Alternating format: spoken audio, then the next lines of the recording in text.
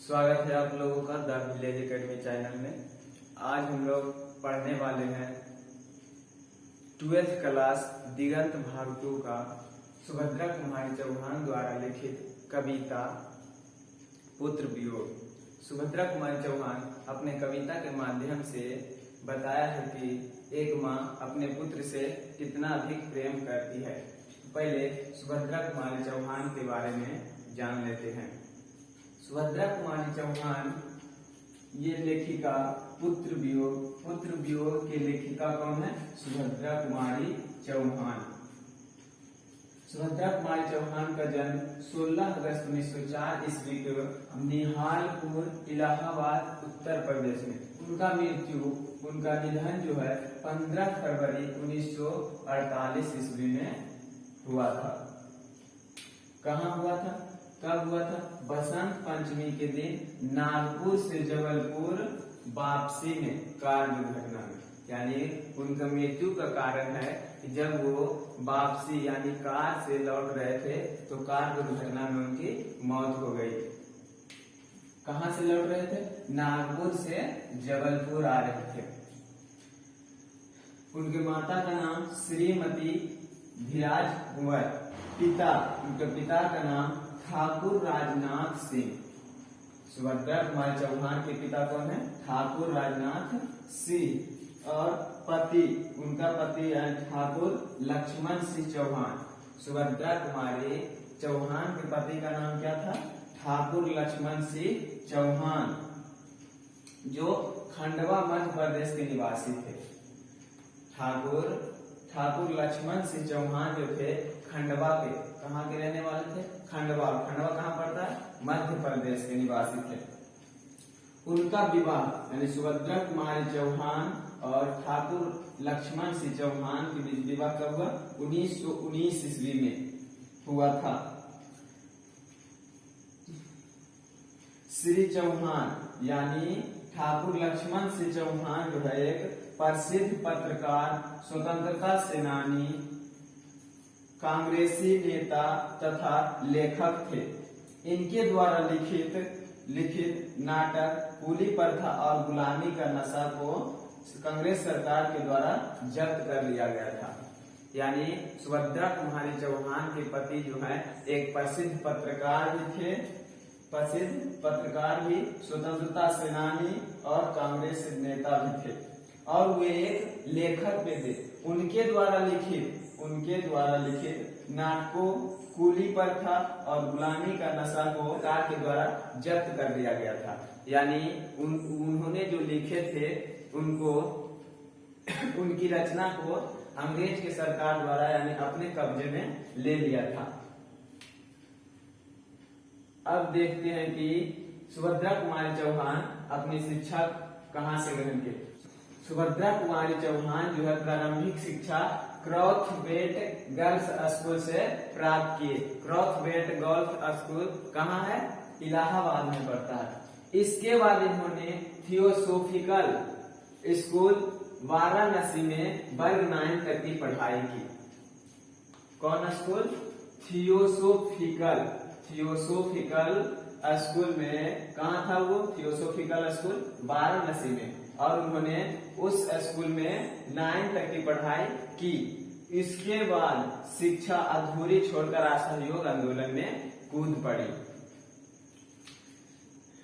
सुभद्रा कुमारी चौहान के द्वारा लिखी गई कृतियां मुकुल क्या है? कविता संग्रह है। मुकुल जो है सुभद्रा कुमारी चौहान के द्वारा लिखित ये है कविता संग्रह, जो 1930 ईस्वी में लिखा गया था। त्रिधारा कविता चयन है। बिखरे मोती कहानी संग्रह है। और सभा का खेल ये भी क्या है? कहानी संग्रह है। कहानी संग्रह है। उन्हें मुकुल नामक कविता संग्रह पर हिंदी साहित्य सम्मेलन का शेक्सपियर पुरस्कार प्रदान किया गया था। किनको? सुभद्रा कुमारी चौहान को। हिंदी साहित्य सम्मेलन का शेक्सपियर पुरस्कार सुभद्रा कुमारी चौहान को जो है शेक्सपियर पुरस्कार से सम्मानित किया गया था। किस पर मिला था? मुकुल नामक कविता संग्रह पर। मुकुल नामक क्या कविता संग्रह है और उन्हें उसी पर क्या मिला था, शेक्सपियर पुरस्कार से सम्मानित किया गया था उनको। लेखिका के बारे में हम लोग जान चुके हैं। अब चलते हैं कविता की ओर। पुत्र वियोग देखते हैं। बोला है, आज दिशाएं भी हंसती है, आज दिशाएं भी हंसती है, आज दिशाएं भी हंसती है उल्लास विश्व पर छाया, मेरा खोया हुआ खिलौना अब तक मेरे पास न आया। कवित्री कह रही है कि आज हम पे दिशाएं भी हंस रही है, यानी सारे दिशा कितने होते हैं, 10 होते हैं दिशा। आप लोगों को पता होगा दिशाएं 10 होती है। बोल रहा है कि आज दिशाएं भी हंसती है, 10 दिशा मुझ पे हंस रही है, उल्लास विश्व में छाया, पूरी दुनिया में खुशी का माहौल छाया हुआ है। बोल रहा है मेरा खोया हुआ खिलौना अब तक मेरे पास न आया। खोया हुआ खिलौना अपने बेटे के बारे में बोल रही है एक माँ। कवित्री ही नहीं बल्कि एक माँ अपने पुत्र के लिए बोल रही है कि पूरी दुनिया मुझ पे हंस रही है, पूरे जगत में खुशी का माहौल छाया हुआ है। और बोल रहे हैं कि मेरा खोया हुआ खिलौना अब तक मेरे पास न आया, यानी मेरा बेटा अभी तक मेरे पास नहीं आया है, वो खो चुका है। शीत न लग जाए इस भय से, नहीं गोद से जिसे उतारा, छोड़ काम दौड़कर आई, माँ कहकर जिस समय पुकारा। एक माँ बोल रही है अपने पुत्र के बारे में। एक माँ अपने पुत्र से इतना प्रेम करती है कि वो बोल रही है कि शीत न लग जाए इस भय से, शीत यानी उसे ठंड न लग जाए, इस डर से उसे कभी अपने गोद से नहीं उतारा।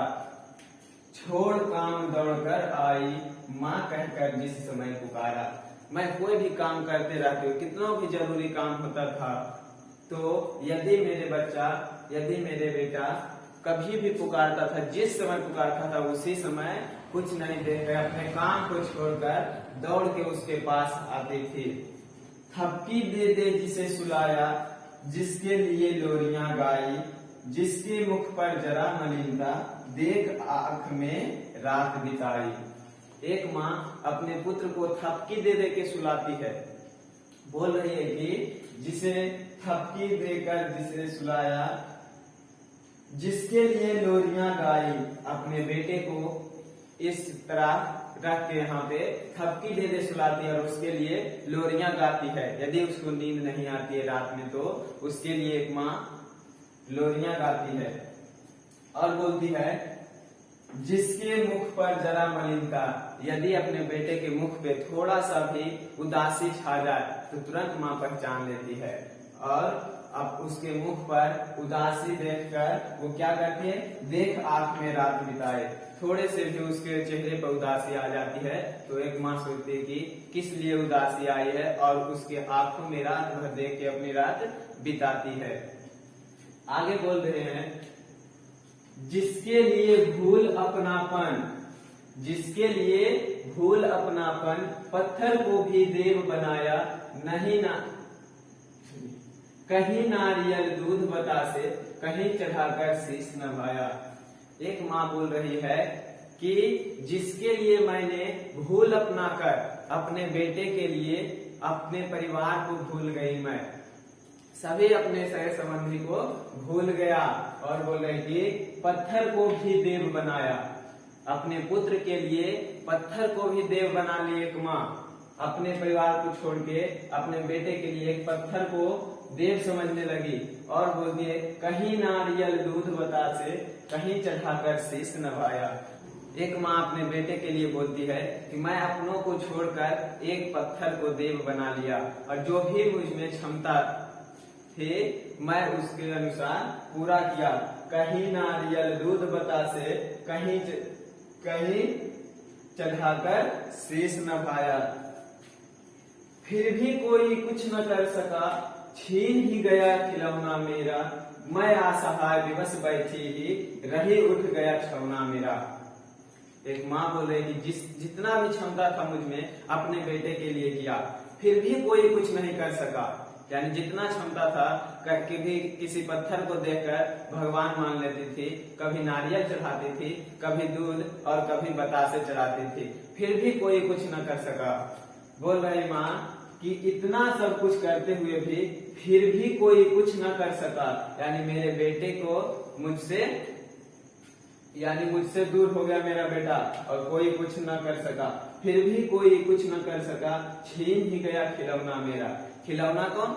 माँ अपने बेटे के बारे में बोल रही है कि कोई कुछ नहीं कर सका और मेरे खिलौना छीन गया मुझसे। मैं असहाय विवश बैठी ही रही, उठ गया छौना मेरा।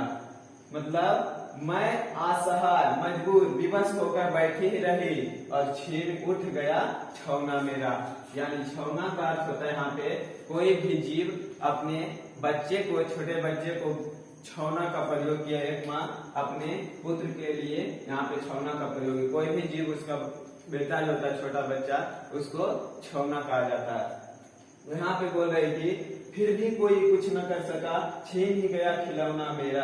मैं असहाय विवश बैठी ही रही, उठ गया छौना मेरा।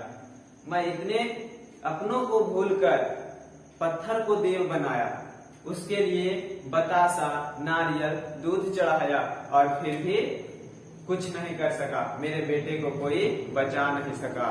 मृत्यु आई और उसे उठाकर ले गई। तड़प रहे हैं विकल प्राण ये, मुझको पल भर शांति नहीं है।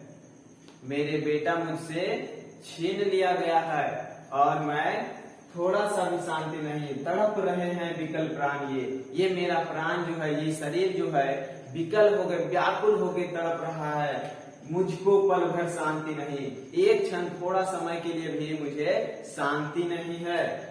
वह खोया धन पा न सकूंगी, इसमें कुछ भी भ्रांति नहीं है। ये वास्तविक नहीं है।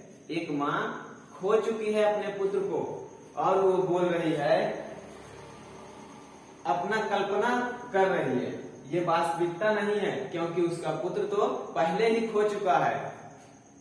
ये कल्पना कर रही है एक माँ। तड़प रहे हैं विकल प्राण ये, मुझको पल भर शांति नहीं है। वह खोया धन पा न सकूंगी। कौन सा धन? अपने पुत्र के बारे में बोल रही है। वह खोया धन पा न सकूंगी, इसमें कुछ भी भ्रांति नहीं है। यानी इसमें भ्रांति यानी कोई संदेह नहीं है।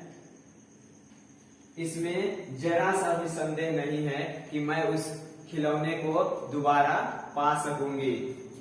एक बेटे को इतना प्रेम करती है माँ कि एक पत्थर को देव समझकर कभी दूध चढ़ाती है, कभी नारियल चढ़ाती है, तो कभी शीश झुकाती है। और आगे चलते हैं। फिर भी रोता ही रहता है, नहीं मानता है मन मेरा, बड़ा जटिल नीरस लगता है, सूना सूना जीवन मेरा। माँ बोल रही है फिर भी रोता ही रहता है, मेरा मन फिर भी रोता रहता है, नहीं मानता है ये मन मेरा। ये मेरा जो मन है नहीं मान रहा है, हमेशा रोते रहता है। बड़ा जटिल नीरस लगता है, बड़ा जटिल बहुत कठिन लगता है इस मन को समझाना। ये मन फीका फीका सा लगता है। सूना सूना जीवन मेरा, और ये मेरा जीवन सूना सूना लगता है तुम्हारे चले जाने के बाद। ये मेरा मन जो है नहीं मान रहा है। बोल रहे हैं कि यह लगता है एक बार यदि पल भर को उसको पा जाती, जो जी से लगा प्यार से सर सहला सहला उसको समझाती। माँ का बेटा खो चुका है क्योंकि एक माँ जान रही है कि वह मेरा बेटा अब लौट कर आने वाला नहीं है, और वो कल्पना कर रही है कि यह लगता है एक बार यदि पल भर को उसको पा जाती। बोल रहे कि यदि एक बार भी थोड़ा सा समय के लिए, क्षण समय के थोड़ा सा समय के लिए यदि मेरे पास आ जाए, जी से लगा प्यार से सर, गले से लगा लेते उसको। यदि थोड़ा सा भी के लिए आ जाए तो मैं उसे गले से लगा के सर सहला सहला उसको समझाती। मैं अपने जी से लगा लेता और मैं उसको सहला सहला समझाती। क्या समझाती? मेरे भैया, मेरे बेटे, अब माँ को यूं छोड़ न जाना, बड़ा कठिन है बेटा खोकर माँ को अपना मन समझाना। थोड़ा सा भी समय के लिए मेरे पास आ जाता तो मैं उसे समझाती, अरे बेटा, माँ को इस तरह छोड़ के तुम मत जाना। माँ, अरे मेरे भैया, मेरे बेटे।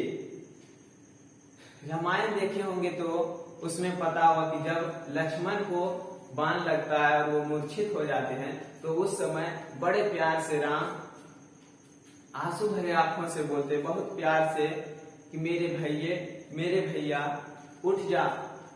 इसी प्रकार से एक माँ यहाँ पे बोल रही, प्यार से बोल रही है कि थोड़ा सा भी समय के लिए आ जाता मेरा बेटा, तो मैं उसको समझाती, मेरे भैया, मेरे बेटे, अब माँ को यूं छोड़ न जाना, अब माँ को इस तरह छोड़ न जाना, बड़ा कठिन है बेटा खोकर। एक माँ के लिए अपना बेटा खोकर बहुत कठिन है। माँ को अपना मन समझाना एक माँ के लिए बेटा खोकर बहुत कठिन है, उसके मन को समझाना। मेरा बेटा, इस तरह मुझे छोड़कर मत जाना। बोल रही थी, अंतिम पंक्ति बोल रहा है कवि के द्वारा, भाई बहन भूल सकते हैं, भाई बहन भूल सकते हैं, पिता भले ही तुम्हें भुलावे, किंतु रात दिन की साथिल माँ कैसे अपना मन समझावे।